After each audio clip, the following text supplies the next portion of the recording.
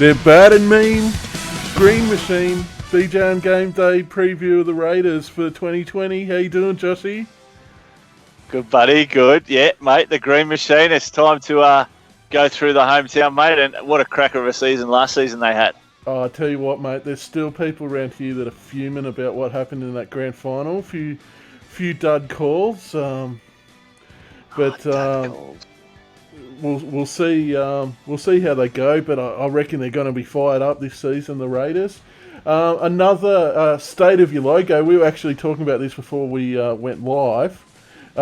Leave a comment whether you think the old school logo, the one that's on the screen currently, or the modern logo. Which one do you think is better? Hashtag retro for me. Oh, mate, look, like I say, I've got to go with the modern one here. There are a few of the old school ones that I do prefer, but I just think the Raiders, that logo there probably reflects the new character a little bit more. So, mate, yeah, I'm going to go with the new modern one. Too many straight lines, mate. I'm not a fan. I like the old one. But anyway, over to you, Joshy, for previewing the Raiders for 2020. Mate, let's run through the team. Let's get that NRL.com predicted team up. Look, guys, as we say, massive season last year for the Raiders. Probably one of the disappointing parts about this team is it doesn't really reflect with regards to Supercoach. Look, Charles Nickel-Clockstead, CNK, came over from the Warriors and had an absolute blinder of a season. Look, if there was probably, if there was that vote for whoever was the key signing throughout the NRL, I reckon it probably had to be this guy last year.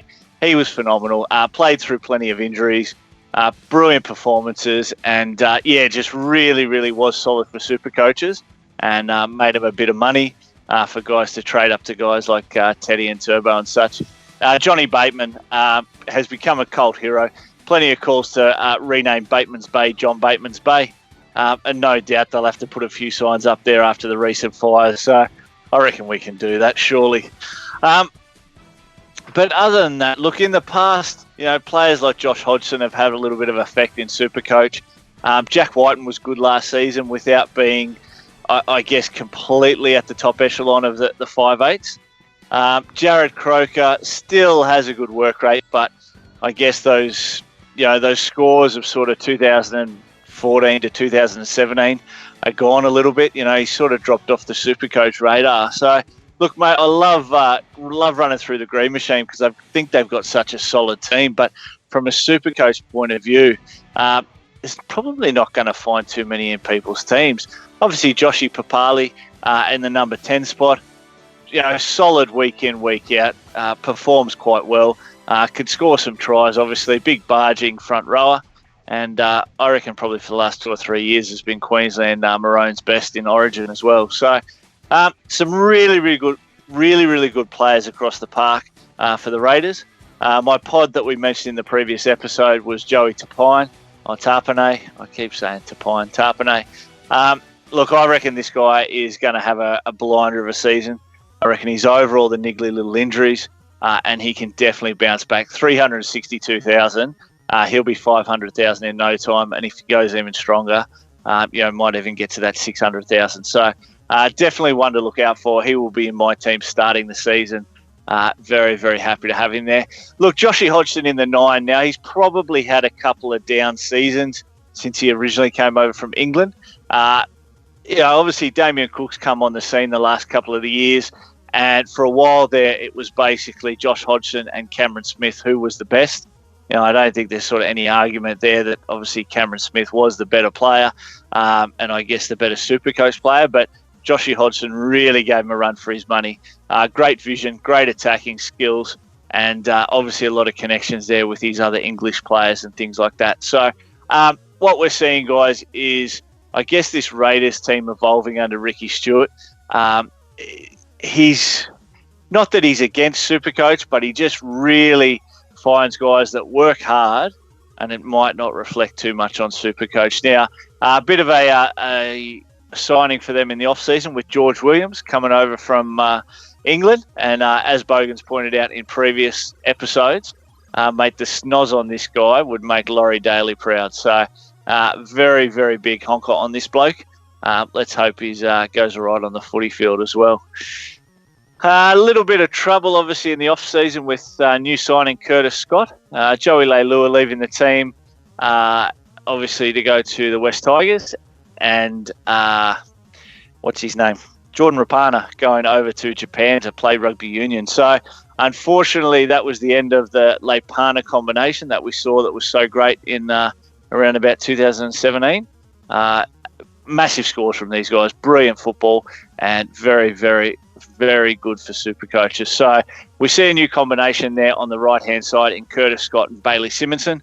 Now, I'm a huge Bailey Simonson fan. He will play in the All-Stars match. I reckon this guy is absolutely awesome. So as long as he can develop, obviously he's come over from rugby union. As long as he can develop that game into that NRL level, so far the signs he's shown have been absolutely awesome. He can definitely continue with that.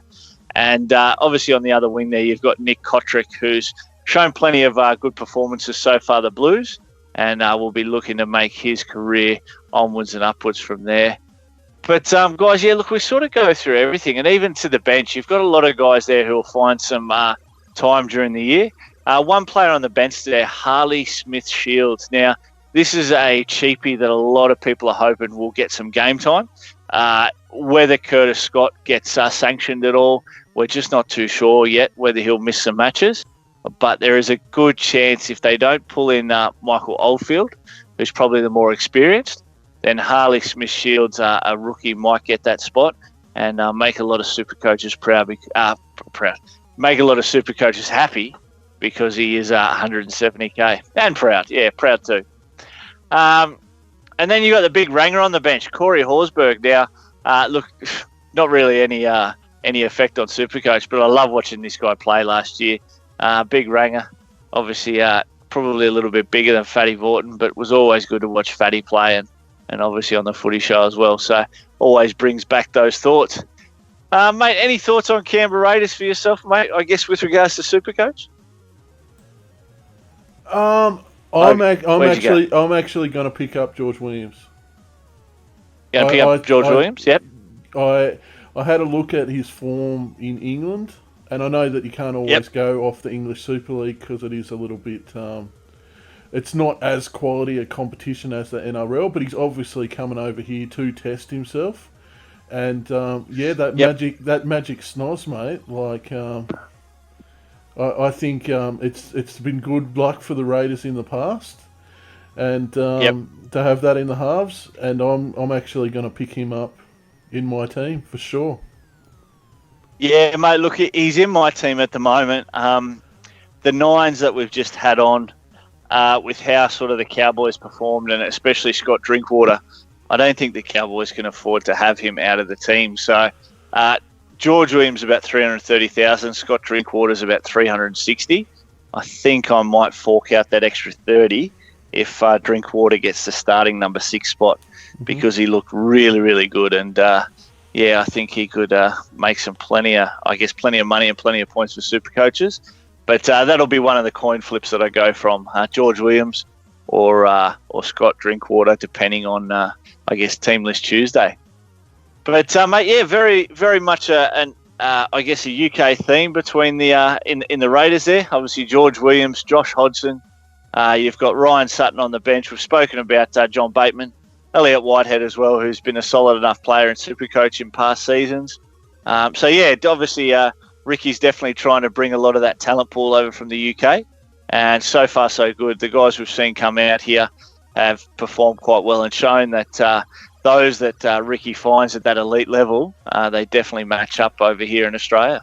The Raiders and the Rabbitohs, actually, they've been probably the two most successful clubs in the modern era for bringing over imports from England. There's been a lot of failures at other clubs, but Ricky Stewart definitely can. He's definitely staying up late and watching the English Super League. And looking at the form and picking up those players. Absolutely. But yeah, guys, look, not too much other to report there. You've obviously got Hudson Young in the others list there. he found himself starting a little bit last year with the injuries to Joseph Tarpanay and a couple others. Performed quite well, and then all of a sudden he got that 8-week suspension. So we'll definitely want to rub that out of his game. Great to see him still in that top 30, and hopefully he can force himself back in because a good young player there. Mate, let's have a look at the draw for the Raiders, and round 12 bye there for the Raiders. So again, another one of these top 8 teams that are playing in round 16. So we'll be able to see obviously a lot of their players. If you do find any of their super players in for your Supercoach team, it'll be definitely a key to keep them for the run home. So blokes like Joshy Papali and things like that, generally towards the end of the season is when he starts to perform even better, and might be a good time to get him in.